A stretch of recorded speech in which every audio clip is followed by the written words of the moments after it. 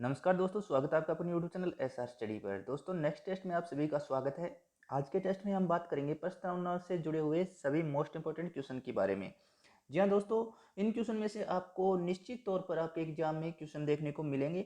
NCERT के जो भी मोस्ट इंपोर्टेंट क्वेश्चन बन रहे हैं वो सभी क्वेश्चन आपको प्रत्येक टॉपिक वाइज ऑब्जेक्टिव क्वेश्चन के माध्यम से उपलब्ध करवाए जाएंगे। निश्चित मानिए इन क्वेश्चन में से आपको प्रत्येक एग्जाम के अंदर क्वेश्चन देखने को डायरेक्ट क्वेश्चन देखने को मिलेंगे। तो दोस्तों, चैनल को सब्सक्राइब कर ले और बेल आइकन को जरूर दबा दें ताकि आने वाली सभी वीडियो आप तक तुम पहुंच सके और आपकी तैयारी अच्छे से चलती रहे। तो दोस्तों, चलते हैं आज के टेस्ट पर। आज का जो फर्स्ट क्वेश्चन है, भारतीय संविधान की प्रस्तावना में जिन आदर्शों एवं उद्देश्यों की रूपरेखा दी गई उनकी व्याख्या की गई है। मूल अधिकारों संबंधित अध्याय में, राज्य के नीति निर्देशक सिद्धांतों के अध्याय में, मूल अधिकारों, राज्य के नीति निर्देशक सिद्धांतों एवं मौलिक कर्तव्यों के अध्याय में, या संविधान के किसी भी अध्याय में नहीं। तो दोस्तों, भारतीय संविधान की प्रस्तावना में जिन आदर्शों एवं उद्देश्यों की रूपरेखा प्रस्तुत की गई है वो मूल अधिकारों, राज्य के नीति निर्देशक सिद्धांतों एवं मौलिक कर्तव्यों के अध्याय में उनकी व्याख्या की गई। तो ऑप्शन नंबर सी आपका राइट आंसर हो जाएगा। भारतीय संविधान की प्रस्तावना संविधान के उद्देश्य को प्रतिबिंबित करती है। इसका मुख्य उद्देश्य है सामाजिक, आर्थिक और राजनीतिक न्याय, विचार अभिव्यक्ति, विश्वास, धर्म और उपासना की स्वतंत्रता, प्रतिष्ठा और अवसर की समानता, आदर्शों को प्राप्त करना।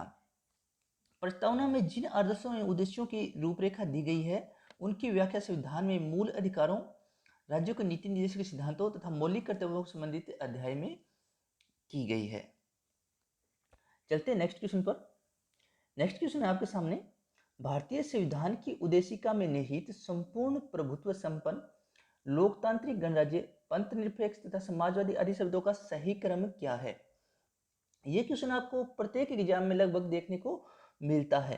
तो दोस्तों, ऑप्शन है समाजवादी, पंथ निरपेक्ष, लोकतांत्रिक गणराज्य, संपूर्ण प्रभुत्व संपन्न।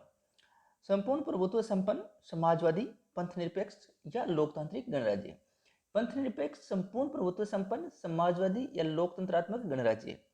लोकतंत्रात्मक गणराज्य या पंथ निरपेक्ष, संपूर्ण प्रभुत्व संपन्न या समाजवादी। तो इनका जो सही क्रम है वो हमसे पूछा गया है।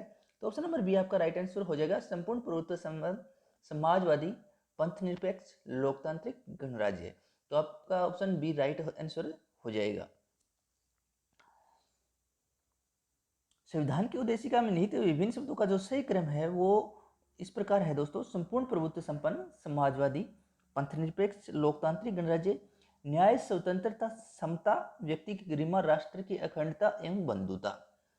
नेक्स्ट क्वेश्चन आपके सामने, संविधान में हमारे राष्ट्र का उल्लेख किन नाम से किया गया है। भारत तथा इंडिया, केवल भारत, हिंदुस्तान तथा इंडिया, भारत, हिंदुस्तान तथा इंडिया। तो दोस्तों, संविधान के अंदर हमारे जो राष्ट्र का नाम है वो भारत तथा इंडिया दिया गया है। तो ऑप्शन नंबर ए आपका राइट आंसर हो जाएगा। संविधान में हमारे राष्ट्र का उल्लेख दो नामों यानी भारत तथा इंडिया के रूप में किया गया है। अनुच्छेद 1 के अनुसार भारत अर्थात इंडिया राज्यों का संघ होगा। चलते हैं नेक्स्ट क्वेश्चन पर। नेक्स्ट क्वेश्चन आपके सामने, भारतीय संघवाद को सहकारी संघवाद किसने कहा था। G Austin, K C Wheare, sir Ivor Jennings, D Basu. तो दोस्तों, भारतीय संघवाद को सहकारी संघवाद है वो जी ऑस्टिन के द्वारा कहा गया था। तो ऑप्शन नंबर ए आपका राइट आंसर हो जाएगा। जी ऑस्टिन है वो एक अमेरिकी इतिहासकार थे। इन्होंने भारतीय संघवाद को सहकारी संघवाद कहा है। केसी हायर के अनुसार भारतीय संविधान है एक अर्ध परिसंघीय संविधान है। भारतीय संविधान में उद्देशिका का विचार संयुक्त राज्य अमेरिका के संविधान से तथा इसकी भाषा है वो ऑस्ट्रेलिया से ली गई है। नेक्स्ट क्वेश्चन आपके सामने, हम भारत के लोग शब्दों का प्रयोग संविधान में कहाँ किया गया है। राज्य के नीति निर्देशक तत्व, मौलिक अधिकार, नागरिकता या संविधान की प्रस्तावना। तो हम भारत के लोग हैं ये संविधान की प्रस्तावना के प्रारंभिक शब्द है। भारतीय संविधान की प्रस्तावना का प्रारंभ हम भारत के लोग शब्दों से प्रारंभ होता है। इसका अर्थ है कि संविधान का मूल स्रोत भारत की जनता है तथा वही समस्त शक्तियों का केंद्र बिंदु है और वह किसी बाह्य सत्ता के अधीन नहीं है। नेक्स्ट क्वेश्चन आपके सामने, निम्न शब्दों में से कौन सा शब्द सन 1975 में भारतीय संविधान की प्रस्तावना में सम्मिलित नहीं था। बंधुत्व, संप्रभुता, समानता या अखंडता। तो दोस्तों जो अखंडता शब्द है वो भारत के प्रस्तावना में 1975 में शामिल नहीं था। भारतीय संविधान की प्रस्तावना में समाजवादी, पंथनिरपेक्ष, अखंडता शब्दों को 42वें संविधान संशोधन 1976 के द्वारा जोड़ा गया था। इसके द्वारा भारतीय संविधान में व्यापक परिवर्तन किया गया तथा इस संशोधन से 2 नए अध्याय 4 क और 14 क और 9 नए अनुच्छेदों को जोड़ा गया था तथा 52 अनुच्छेदों में संशोधन किया गया था। नेक्स्ट क्वेश्चन आपके सामने, सभी व्यक्ति पूर्णतः और समान रूप से मानव है, यह सिद्धांत जाना जाता है सार्वभौमिकता, समष्टिवाद, समाजवाद या अंतःक्रियावाद। सभी व्यक्ति पूर्णतः और समान रूप से मानव है, यह सार्वभौमिकता कहलाता है। सभी व्यक्ति पूर्णतः और समान रूप से मानव है, यह सिद्धांत सार्वभौमिकता के नाम से जाना जाता है। इसके अनुसार सभी व्यक्तियों को उनके मानव अधिकार समान रूप से बिना किसी भेदभाव के उपलब्ध होने चाहिए। नेक्स्ट क्वेश्चन आपके सामने, भारत के संदर्भ में निम्न में से कौन पंथ निरपेक्ष शब्द का सही भाव व्यक्त करता है? भारत में अनेक धर्म है, भारत को धार्मिक स्वतंत्रता प्राप्त है, धर्मानुपालन व्यक्ति की इच्छा पर निर्भर है, भारत में राज्यों का कोई धर्म नहीं है। तो दोस्तों ऑप्शन नंबर डी आपका राइट आंसर हो जाएगा, भारत में राज्य का कोई धर्म नहीं है। पंथ निरपेक्ष शब्द संविधान की प्रस्तावना में 42वें संविधान संशोधन अधिनियम 1976 के द्वारा जोड़ा गया था।